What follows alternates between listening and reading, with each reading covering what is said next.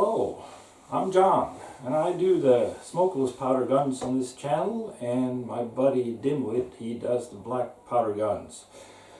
And I'm doing a whole series of videos on Krag rifles, and they're mostly guns that I have customized myself. And today we're gonna have a closer look at one that's been modified into quite a modern sniper rifle. And I'll let you have a closer look.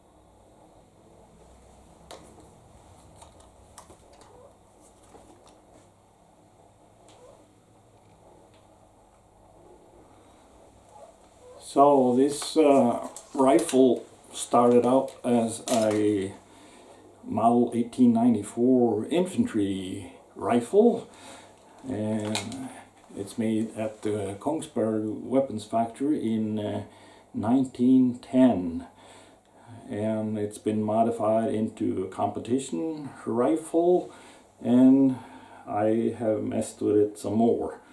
It has a heavy match barrel, 21mm, made at the Kongsberg weapons factory. It's got Kongsberg match trigger assembly.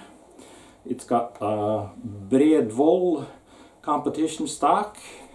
This is from the very late life of the Krag competition rifle.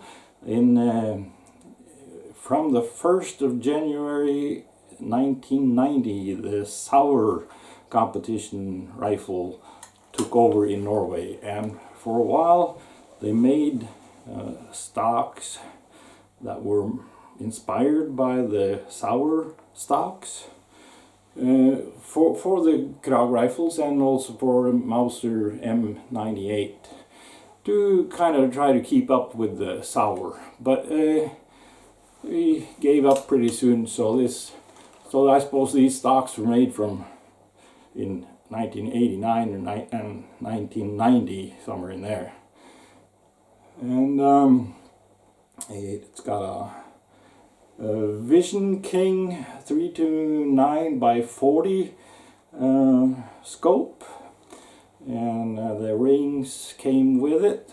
It's got target turrets, and they are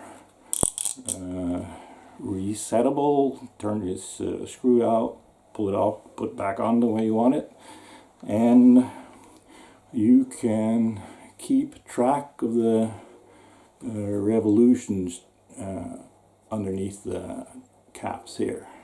So that's pretty nice.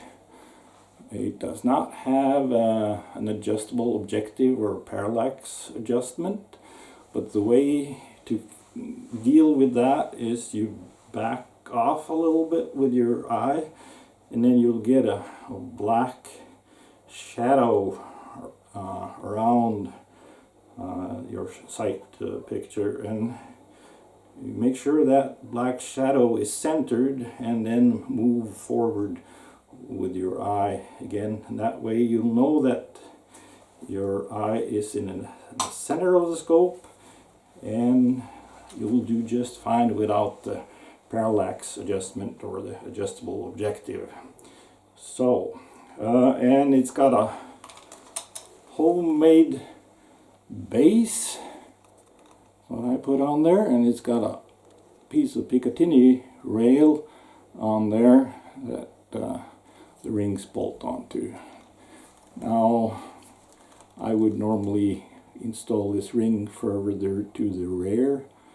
It will be sturdier that way, but I don't know if this scope is going to stay on this gun, so we'll see.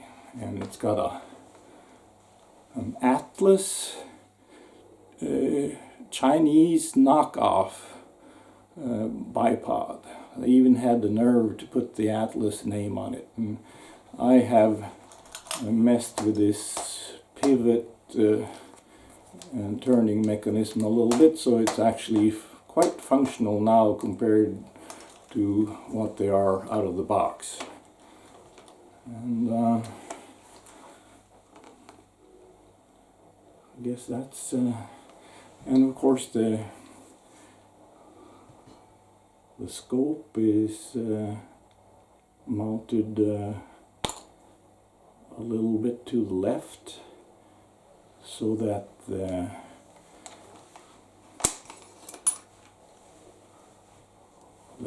casings can flip up and out without hitting the scope.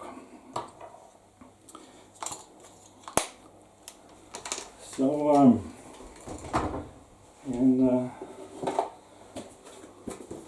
this is the box for the scope. I think I bought this on eBay. It's an inexpensive scope, but it's got nice features, and the size of the scope, the way it's made, fits nice on the Krag. A lot of times you're not able to get the right eye relief on a Krag, or the turrets are in the way from the ejecting casings. And I don't know if you noticed, but this rifle still got the front sight on it, and it's still got the base for the for a diopter. And this is Hauge's diopter. This is what it looks like. So this is I can take the scope off and put this on there. And that bipod is on a piece of Picatinny rail that's in this rail underneath there, so it'll slide off if you loosen a couple of screws. And now the Krag will be an effective sniper rifle with the right optics up to maybe 1,000 yards, but a lot of scopes will run out of clicks, and these Burris signature rings, they have these nylon inserts, and you can get a set of these that are offset, and that way you can mount your scope with a little bit of elevation, and that will give you more clicks to spend and reach out further.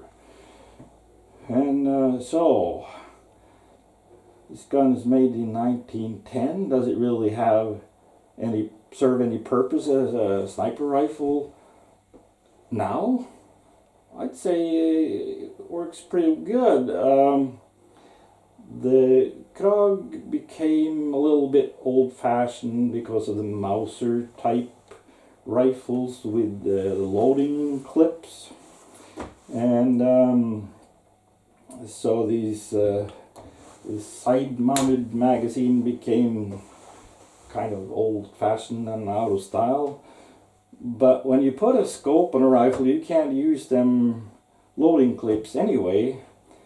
And this side-mounted magazine is really easy to load. You don't have to fight a spring or anything like that. You can easily load this with very cold fingers and some gloves on it, and there's also this lever on the left side here you can flip up, and that's your magazine cutoff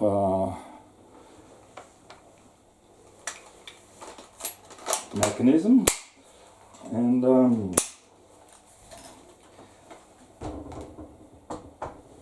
that way you can use the rifle as a single shot and keep 5 rounds as a reserve to when your enemy gets uncomfortably close. So, of course, a modern rifle would have a detachable magazine from underneath with lots more rounds in it, but still,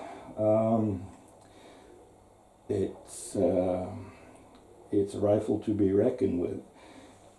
And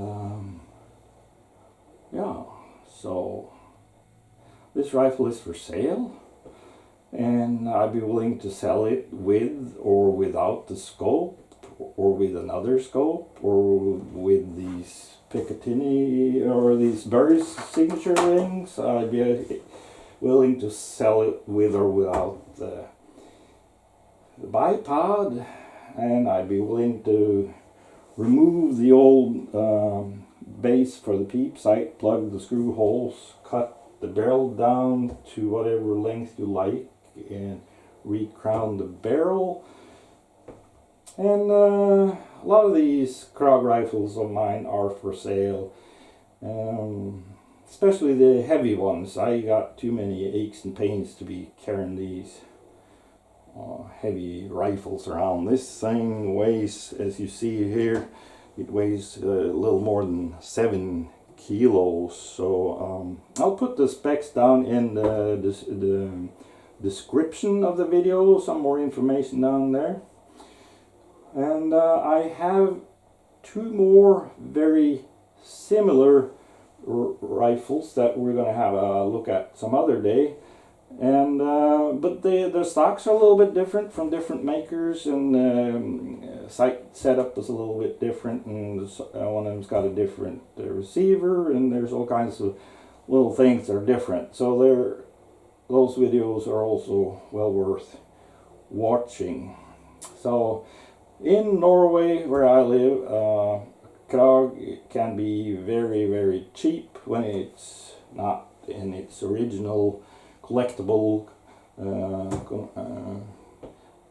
condition, but when you come to something like this, there's a lot of gunsmithing involved, and I buy these things that I put on it, and I don't like to work for free, really, and so this costs a little bit more than just your average unloved competition Krag without a scope or anything. But if you're interested, let me know, and we'll see what we can work out. So glad to see you, and please click on like and comment and all that, and if you haven't already, subscribe. And there'll be more videos, and Dimwit will be back with black powder guns. So see you all later.